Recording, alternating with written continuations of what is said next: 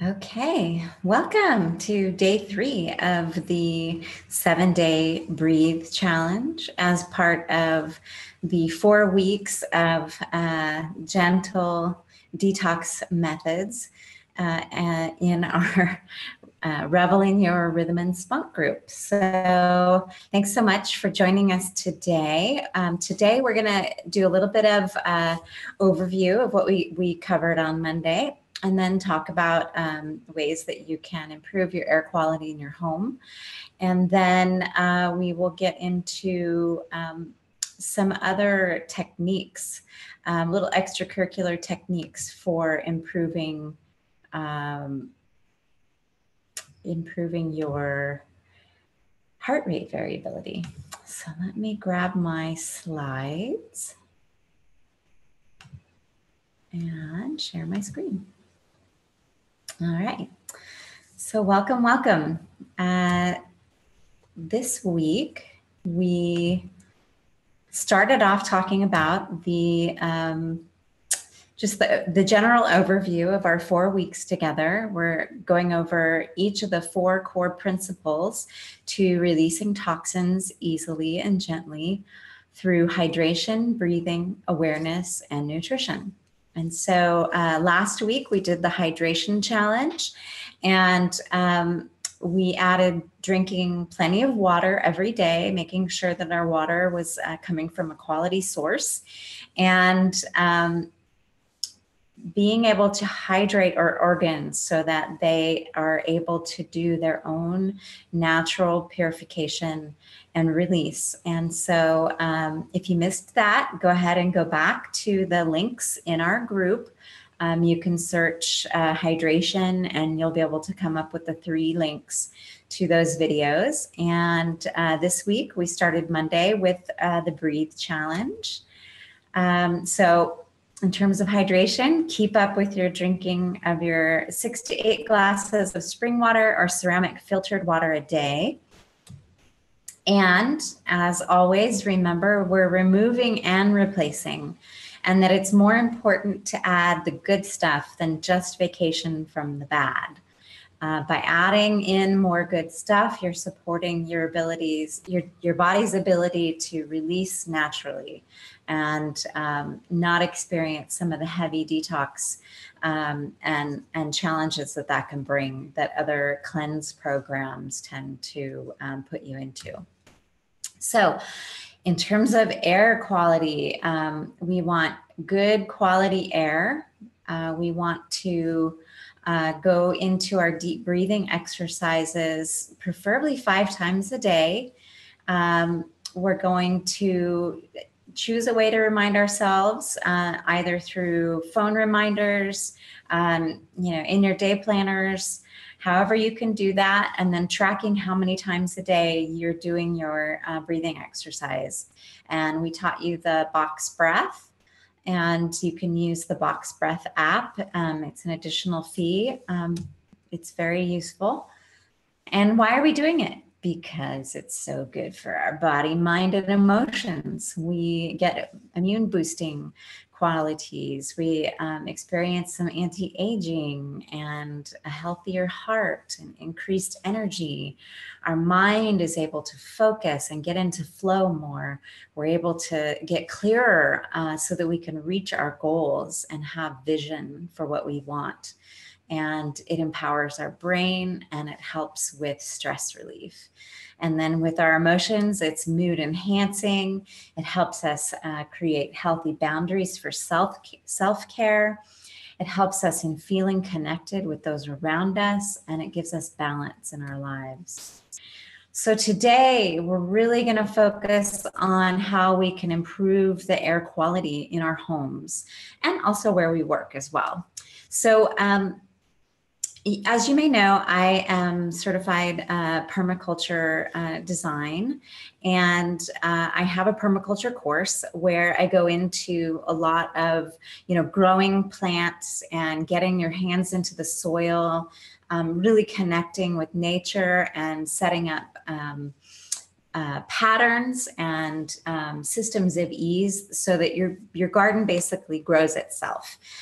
So that is one of the things that comes included as a bonus when you sign up for the 90-day WildFit Challenge. So know that that is something that you will get included. It's a little over 18 hours of incredible education from I would say the top permaculturalists, policymakers, regenerative entrepreneurs, very West Coast based because that's where I'm from, and as part of my community there. But really internationally known folks like Trayton Heckman, who leads Daily Acts, which is an incredible organization that builds community and inspires, daily acts in our lives to make the world a better place. So you can check that out. So some of the thoughts and ideas that I have around this come from my permaculture background, just to give you a little bit of background and my own agenda, which is really about, improving soil and growing as much food as we possibly can, or even just 10%, just so that you get a connection with the environment around you. And I can tell you that you can do this on a patio, you can do this on a 3rd-story balcony like I did, or you can do it, on a 1/4 acre to lots and lots of, big time carbon farming. So these are solutions that are practical for every situation. So I want to encourage you to also bring plants into your environment. And one of the best places you can do that is to bring plants into your bedroom, because you spend so much time in your home, in your bedroom, sleeping, and breath is essential during sleep to help with rebalancing your system, reoxygenating your body, and reducing stress so you get a good night's sleep and get into those good different types of phases that you go through during sleep. So the first plant that's really recommended, because it really covers a bunch of different purification of chemicals, is the garden mum. And that's something where you could bring it in the house as a potted plant. And then when it's done with its cycle, you can plant it outside. If you plant things near windows, you're gonna tend to create some great basically, natural filters for the air that comes into your house naturally. So, think about what you have planted around your windows, and I'll be posting a link to an article that has this and several other types of plants that you can plant outside as well as inside. But these are some of the core ones that are easy to find wherever you are. So the garden mum is, very easy to find, and it removes ammonia and benzene and formaldehyde and xylene. Snake plant is a favorite because this plant is really hard to kill. Like it grows everywhere outside my house here in the tropics, but it grows well in low light conditions under office lights. You see them quite a bit actually in office spaces because they are so easy to take care of. They don't need a lot of water. In fact, they prefer to be dried out in between watering. It's great because it's also taking out formaldehyde, trichloroethylene, and xylene. Some of these chemicals that are mentioned here are things that get off-gassed in some of the newer furniture that exists in the world today. And so by bringing plants into your indoor space, you're able to give your lungs a break and let the plants do the filtering of these chemicals and pull them out of the air. Like I said in the last video, I had asthma for a number of years, and I was really struggling with that. I had cats, and I hadn't figured out a way to have plants inside with cats. But for those of you that do have cats, one thing that I learned to keep them out of digging in the dirt is to get these little plastic comb with like little spikes and you lay them just under the surface of the soil, and the little plastic spikes basically deter the cats from scratching. It's great, great little device. You can cut them to shape your potted plants, and they work incredibly well. So once I figured that out, I started acquiring plants like crazy. And we had moved into a brand new condo several years ago when I still had asthma.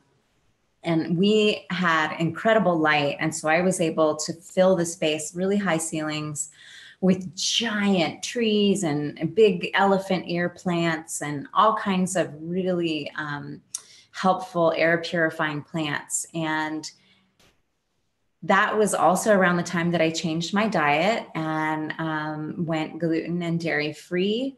And was basically put in recovery from asthma, and unless triggered by, you know, pretty significant smoke events like going to concerts and things like that. So I have to say that having plants in my home made a significant difference in the air quality. And I live downtown with diesel trucks going by, and you could see the dust accumulate from the diesel exhaust on our patios, which was a little disturbing, and why I really wanted to increase the amount of plants that I had inside. So snake plant is, you know, super easy. You cannot kill this plant, and it makes babies like crazy. So you can divide it and, you know, repot it and put it in different places in your house.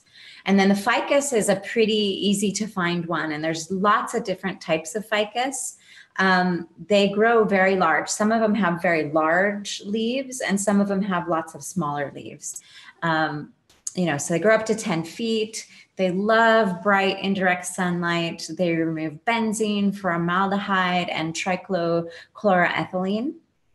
And then the spider plant is another great plant that you can get, and it's sort of a hanging plant. It puts off these little babies with little flowers. Really beautiful plant. It is very easy to grow as well, easy to split and divide. The ficus, on the other hand, doesn't like to be turned. So once you get the ficus set, you know, and moving it in from the nursery store, it may lose its leaves a little bit as it adjusts to the light and the light conditions in your home. So just keep in mind, if it does do that a little bit at first, it's just trying to get situated. And if you can figure out where it was situated at your nursery in terms of the sunlight, and you know, sort of tag one side of the plant to where the sun was dominant, and make that the one that faces the window, that side facing the window, it'll move better than if you don't, but it will recover. So don't worry if it does start to lose its leaves when you first get it.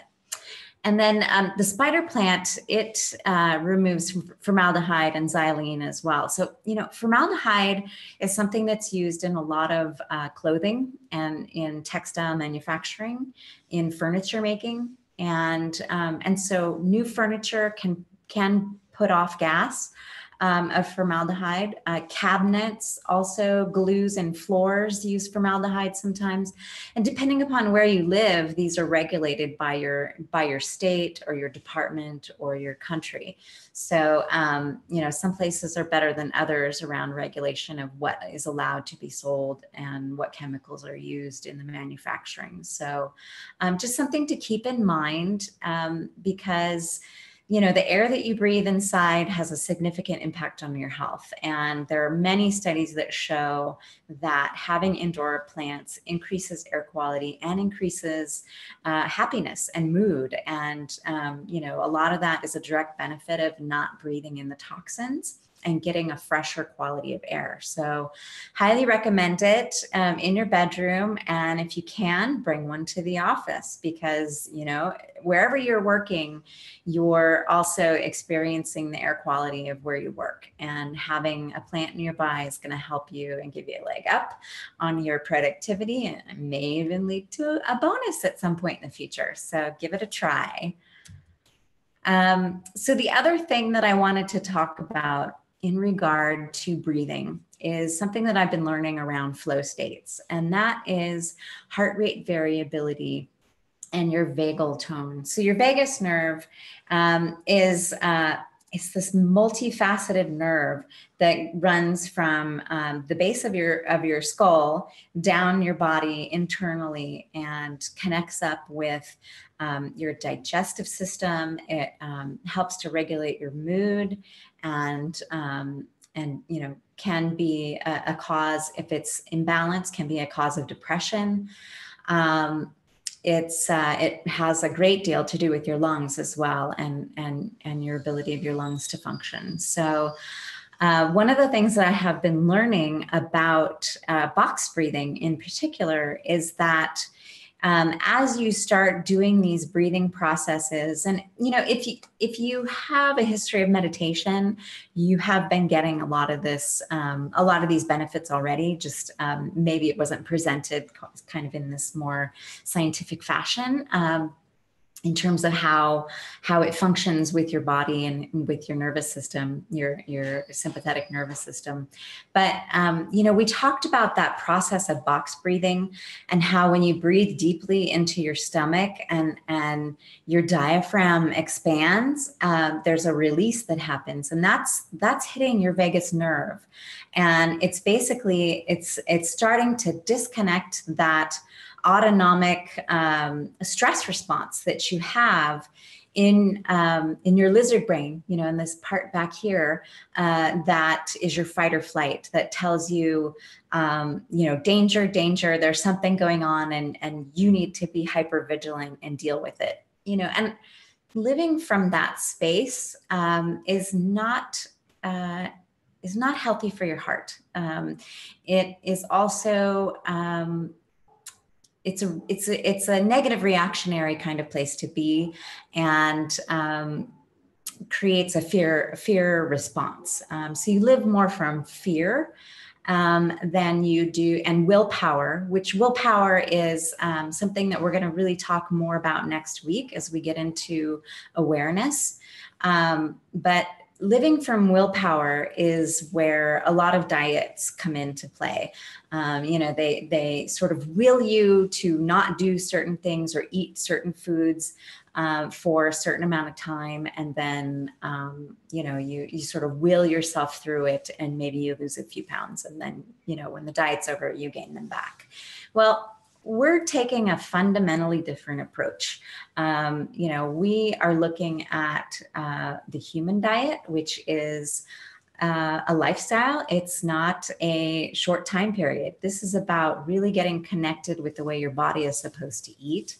And so it tosses out willpower pretty quickly, because it's much more about feeding yourself and ensuring that you have everything that you need, so that you don't have to come from a willpower or fear-based sort of need-driven scenario.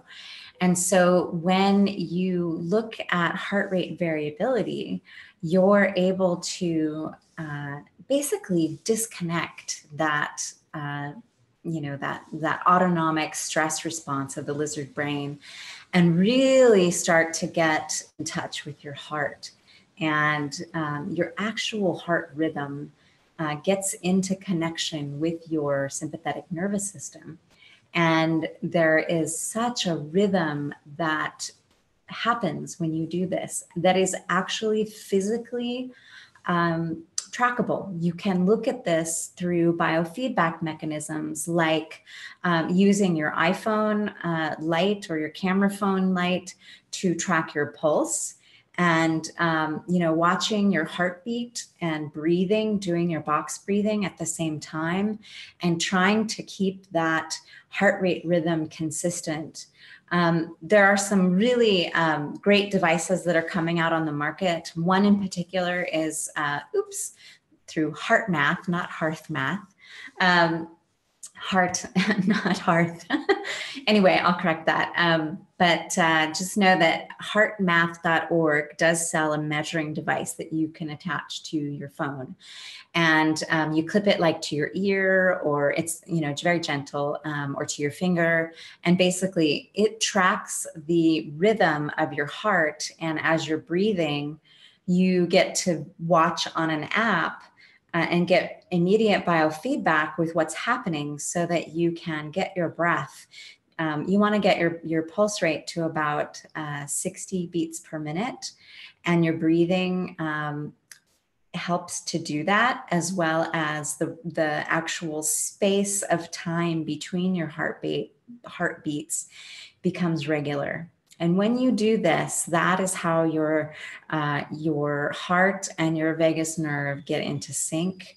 And doing this for 10 minutes a day can significantly improve your flow states. So if you're like me and you are able to connect to these incredible states of flow that increase productivity, where you lose your sense of self and you become one with the people or the environment around you. If you're interested in any kind of, physical sport activities, there's a lot of that, called the zone or flow that you get into. And so performance athletes use this quite a bit. Especially professional athletes have the goods on this kind of stuff because it increases their productivity and their performance. And the science that is going into this kind of body hacking, biohacking is it's pretty compelling. So there's no reason why we moms and we people that are working in our communities and doing good work around us can't use these tools to get connected and increase flow in our community as well. So I don't think it needs to be exclusive to performance athletes is what I'm saying. So something to check out. You can do it easily through, light tracking with your pulse and or just holding your fingers to your pulse and watching the seconds on a clock and just kind of checking your pulse rate, your beats per minute. And doing it that way, or, checking out some of these really cool and fun devices as well. So anyway, give that a try and then keep up with your box breathing. Here's the sort of brief explanation, and the exercise that we did live last time is available in the replay. And then lastly, for your homework, what I would love you to do is take a hike. So a week ago Saturday, I was able to get out into nature and go on a really great and awesome and intense hike with my husband and my golden retriever. That's my former dog, my German Shepherd, Hugo. He's young. He's like 18 months, tons of energy.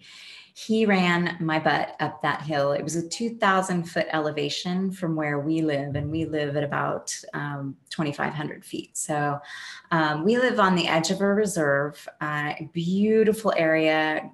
Orchids are growing in the trees organically, naturally. They just do. It's a somewhat humid environment, a bit of a rainforest. It's quite beautiful here. We are very blessed to be living where we do. And we finally were able to go on this hike. And at the top of the hike is this incredible overlook. There's a giant cross with the Virgin Mary, because it's just, it's really one of those sort of holy spots of the city, with the view that looks out, for hundreds of miles.